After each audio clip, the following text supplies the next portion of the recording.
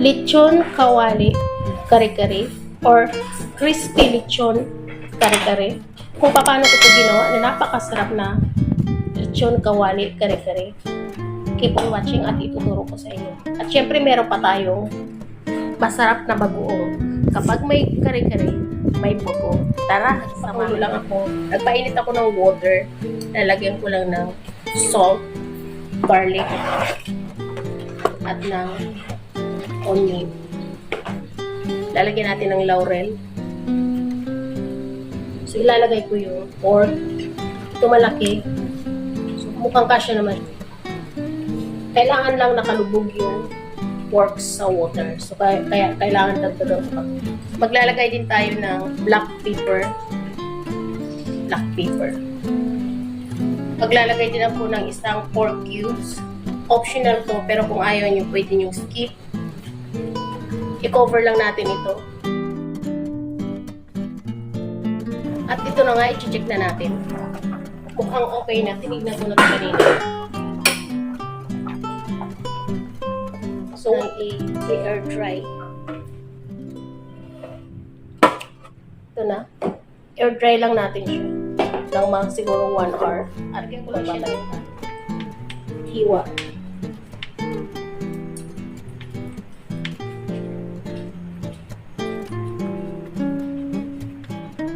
Ilalagay ko na yung ating pork belly. So, ito na. Okay na to.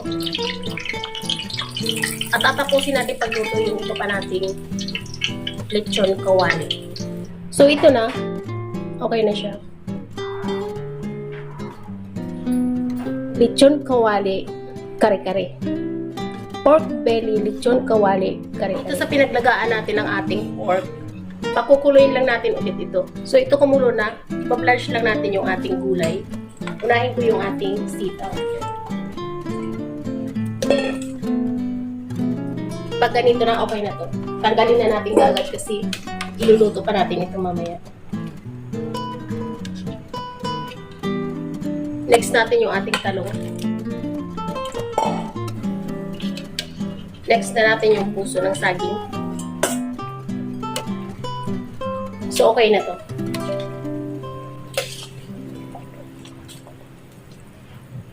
Next na natin yung ating pechay. So, mabilis na lang yung pechay. Kasi, dahon lang naman to. Okay na to. So, ganito lang okay na. Turn off ko na yung ating heat. At set aside na natin yung ating pechay. So, nagpainit na ako ngayon ng ating kaserola. Naglagay lang ako ng oil. Magkikisa lang tayo. Lalagay ko yung ating onion.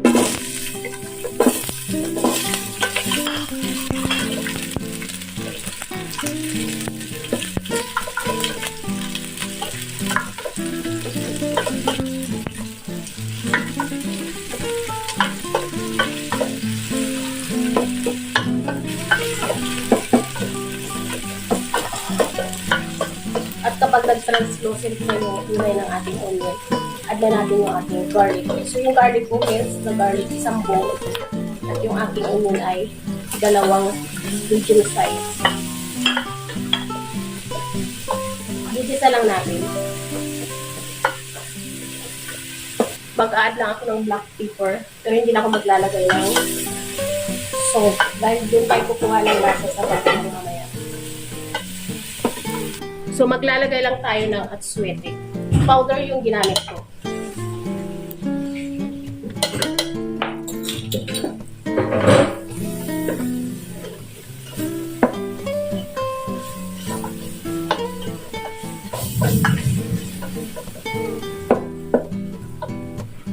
Ilalagay ko na yung ating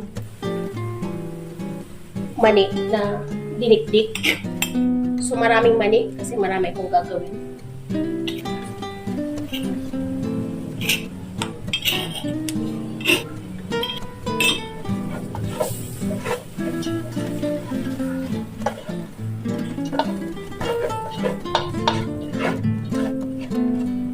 At ilalagay ko na yung, maglalagay tayo ng sauce galing sa ating pinaglagaan ng ating pork belly. Pero hindi ako maglalagay ng marami kasi may lasa na to.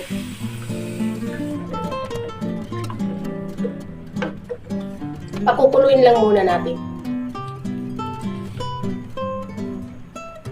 Maglalagay ako ng peanut butter. Kasi gusto kong maglagay ng sugar para mag-balance yung kanyang lasa. Kaya naisip ko, peanut butter na lang. Para may lasa din yung peanut.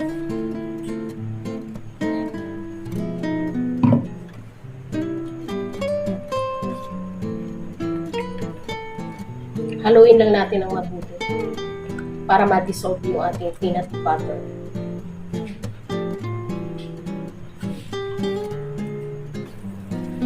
Ito na, okay na. Maglalagay tayo ng rice slurry para maging palapot yung ating sauce ng ating kare-kare. So, dahan-dahan lang, baka naman yung sobrang lumapot. So, depende sa inyong lapot kung gaano ka lapot yung gusto ninyo.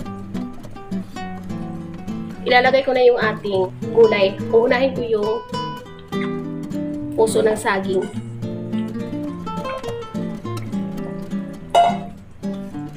Next ko yung talong natin.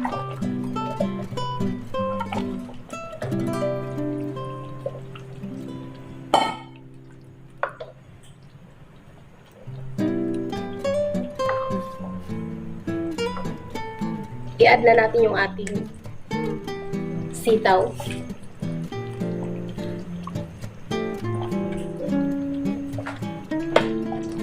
Ilalagay ko na yung ating pechay.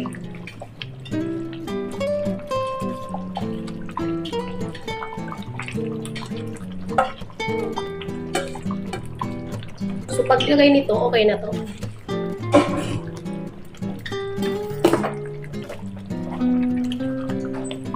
Kung gusto niyo ng mas malapot pa, pwede kayong mag-add ng rice slurry. So, ito, okay na to. Itatabi ko na to. Para sa toppings natin mamaya. Up next. So, ito na, i-chop na natin.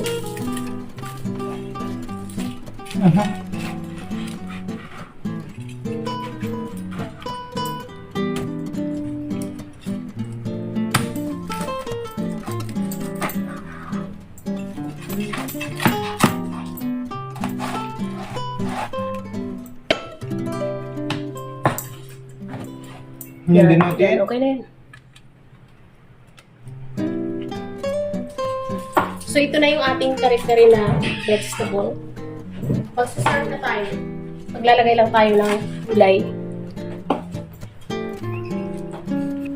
Sarap na luto mo. Sabi na.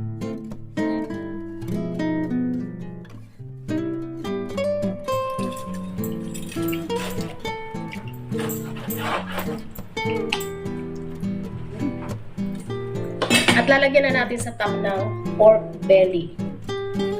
So, bahala na yung kakain ko. Ihalo-halo nila. So, ganun lang.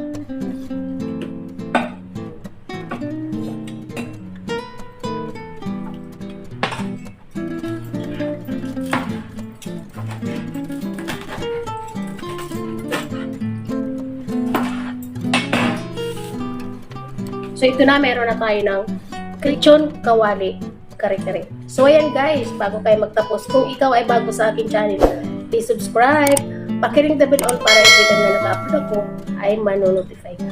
At paki-follow sa aking Facebook page, Hilda Kitchen Vlog. Maraming salamat sa inyong panonood at sana magkita-kita tayo sa aking mga next video. Bye! So, ito na yung ating lechon kawali kare-kare. At syempre, hindi mawawala yung ating bagoong. So, ayan.